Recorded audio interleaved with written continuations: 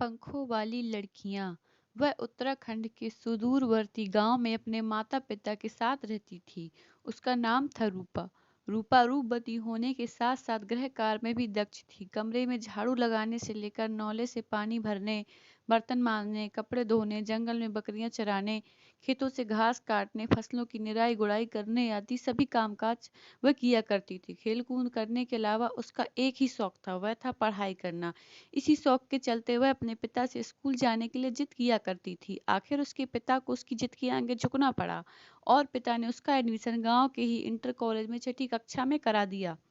इससे पहले रूपा ने 5वीं तक की शिक्षा गांव के ही प्राइमरी स्कूल से प्राप्त की, लेकिन माता पिता और गांव वालों के दबाव के चलते उसे 5वीं कक्षा उत्तीर्ण करने के बाद स्कूल छोड़ना पड़ा।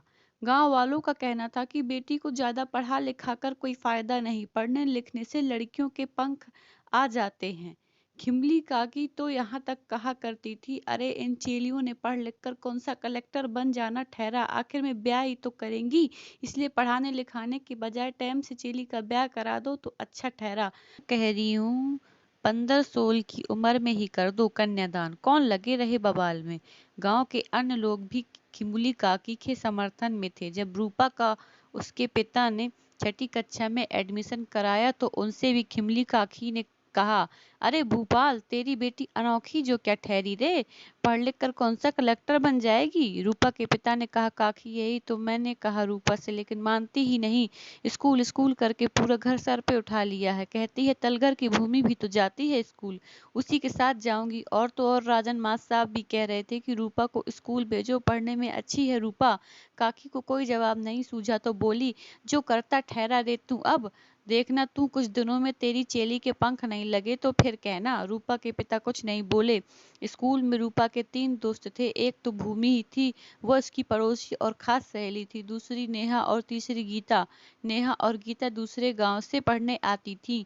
नेहा को छोड़कर बाकी दोनों रूपा के साथ छठी कक्षा में पढ़ते थे, जबकि नेहा 7वीं कक्षा की छात्रा थी।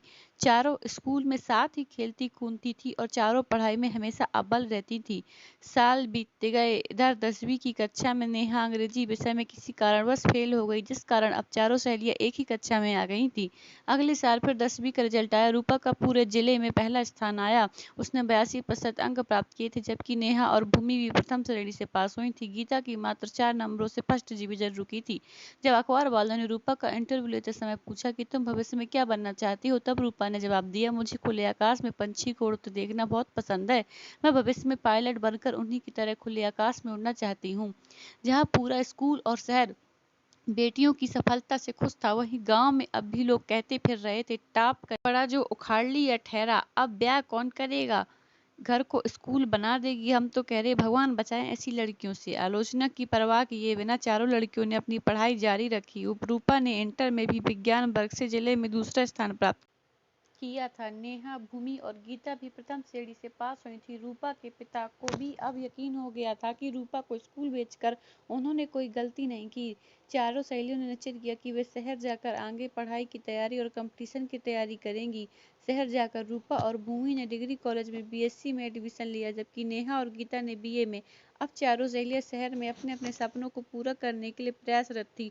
उनके विचारों में भी काफी खुलापन आ गया था। वे जीन्स शर्ट पहनती, क्लास के लड़कों से विभिन्न विषयों पर चर्चा करती। जब वो एग्जाम देकर गर्मी की छुट्टी में घर वापस आई, जींस टॉप में बस से उतरी तो खिमली काकी भी रूपा को जींस टॉप में देखकर मन ही मन फूले नहीं समाई और रूपा के पिता से बोली, मैं कहती थी ना मत पढ़ाओ शहर में, अब देखो पंख आ गए हैं, लड़की आ गई गांव में लड़कियों को बिगाड़ने। रूपा के पिता ने चुप्पी साध ली। वक्त गुजरता गया। अब चारों सहेलियों ने स्नातक की डिग्री हासिल कर ली थी। इसके कुछ समय पश्चात ही रूपा एयरफोर्स में भर्ती होकर पायलट का प्रशिक्षण प्राप्त करने लगी। उसकी तीनों सहेलियां भी पुलिस में भर्ती हो गई थी और संयोग से तीनों का चयन सब इंस्पेक्टर के पद पर हुआ था।